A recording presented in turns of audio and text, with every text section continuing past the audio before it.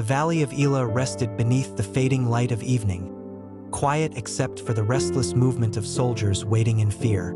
The wind drifted gently through the dry grass and across the rocky hills of ancient Israel, carrying with it the scent of dust, leather, sweat, and uncertainty. Beneath the darkening sky stood two armies facing one another across the valley floor, the army of Israel on one side and the Philistines on the other. For 40 long days, no battle had begun. No swords clashed. No victory songs rose into the heavens. Instead, there was silence and fear, because every morning, as the first pale light touched the hills, a giant stepped forward from the Philistine camp. His name was Goliath. He was a warrior unlike any man the Israelites had ever seen. Towering above ordinary soldiers, wrapped in heavy bronze armor that shimmered beneath the sun, he walked with the confidence of someone who had never known defeat. The ground itself seemed to tremble beneath his steps. His spear was massive, thick as a weaver's beam, its iron point gleaming cold and deadly in the morning light. A shield-bearer walked before him, yet it almost seemed unnecessary, for Goliath himself looked like a moving fortress. And each day, his voice echoed across the valley, deep, mocking, filled with pride. He called for a single man to come fight him, one man to decide the fate of two nations. But no one came. Even the strongest warriors in Israel trembled at the sound of his challenge. King Saul himself, once known for his courage, stood paralyzed by fear. The soldiers whispered among themselves at night beside small fires, speaking quietly so their fear would not become visible to others. Sometimes fear does not arrive suddenly like thunder. Sometimes it settles slowly into the heart like a cold winter fog. And day after day, that fear grew heavier upon Israel. The Philistines watched from across the valley with confidence. They saw the hesitation of God's people. They heard the silence that answered Goliath's challenge. But far from the battlefield, among quiet hills and grazing sheep, there was a young shepherd who knew nothing yet of giants. His name was David. He was the youngest son of Jesse, a simple shepherd boy from Bethlehem.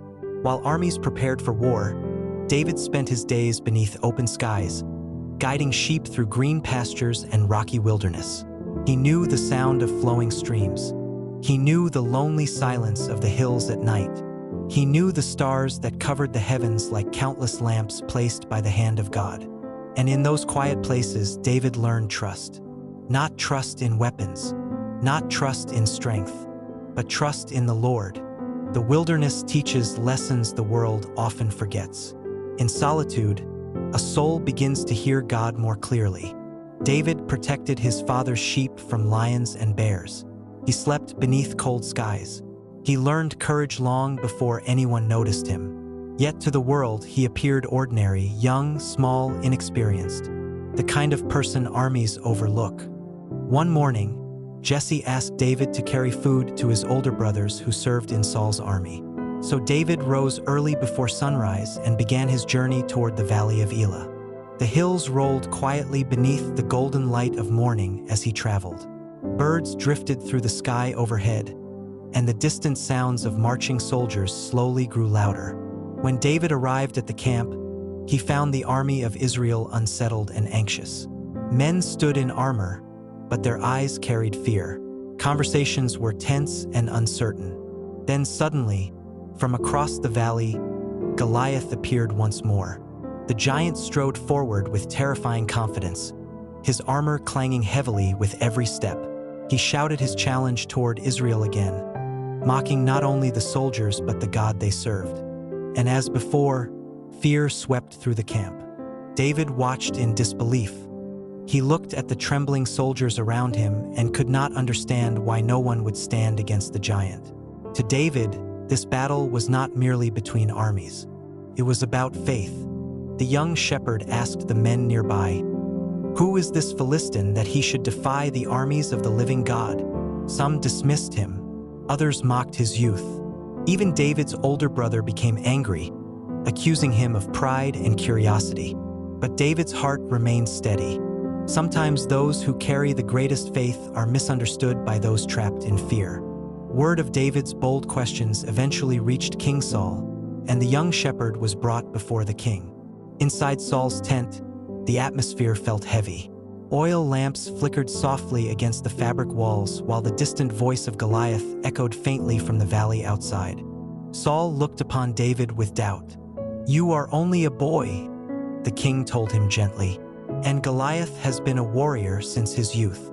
But David spoke calmly. He told Saul about the lion and the bear he had faced while protecting his sheep. He spoke not with arrogance, but with quiet certainty.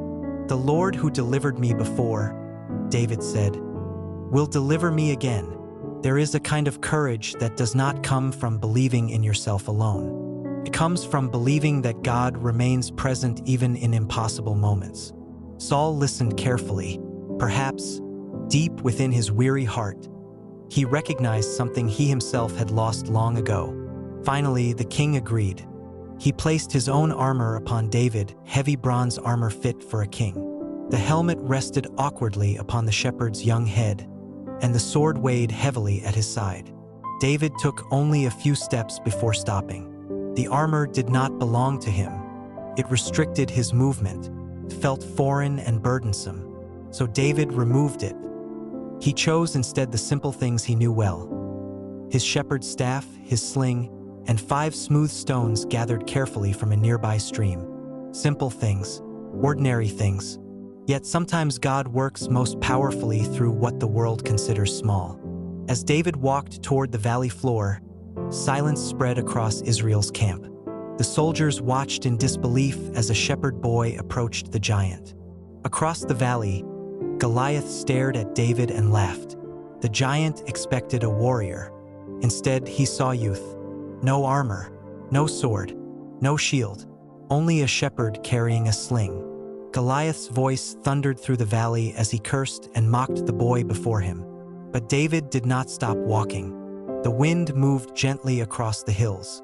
Dust swirled softly around their feet. Somewhere in the distance, a raven cried out against the quiet sky. Then David spoke. "You come to me with sword and spear," he declared. "But I come to you in the name of the Lord of hosts." There was no hatred in his voice, only conviction, only faith.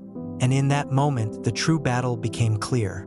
Not strength against weakness, not giant against shepherd, but pride against faith. Goliath began moving forward with anger, his massive armor shaking with every step. David reached into his pouch and drew out a stone. With practiced hands, he placed it into the sling. Then he ran forward, quickly, fearlessly. The sling spun through the air with a sharp whirling sound beneath the open heavens. And then the stone flew, straight and true. It struck Goliath in the forehead with sudden force. The giant staggered. For one brief moment, the valley fell completely silent. Then the mighty warrior collapsed face down upon the earth. The ground trembled beneath him. The giant had fallen. Not by the strength of armies, not by royal weapons, but through the faith of a shepherd who trusted God. Shock spread through the Philistine camp. Fear replaced their confidence, and suddenly the army that once mocked Israel turned and fled. Then Israel found its courage again. The soldiers surged forward with renewed strength, shouting victory across the valley as the Philistines retreated before them. But perhaps the greatest victory that day was not military at all. It was the reminder that fear does not have the final word. As evening slowly settled over the valley of Elah, the wind once again moved gently through the hills. Fires flickered across Israel's camp beneath the darkening sky, and weary soldiers spoke quietly of the miracle they had witnessed. Some looked upon David with amazement, others with gratitude. But David himself remained humble, knowing the victory belonged not to him, but to God. And perhaps that is why this story still speaks softly across generations. Because every soul faces giants eventually.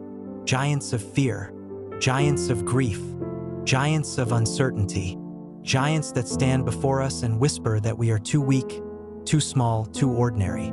Yet the story of David reminds us that God has never depended upon human greatness to accomplish his purpose. Again and again throughout history, he chooses the overlooked, the humble, the faithful. not because they are the strongest, but because they are willing to trust Him. Faith does not always remove the giant immediately. Sometimes faith simply gives us the courage to walk into the valley, to take one step forward while others stand frozen in fear. And perhaps tonight, wherever you are listening from, there is comfort in remembering this ancient truth. No giant stands taller than the power of God. The same Lord who walked beside David through the valley still walks beside weary hearts today. Through every season of fear, through every lonely night, through every impossible battle.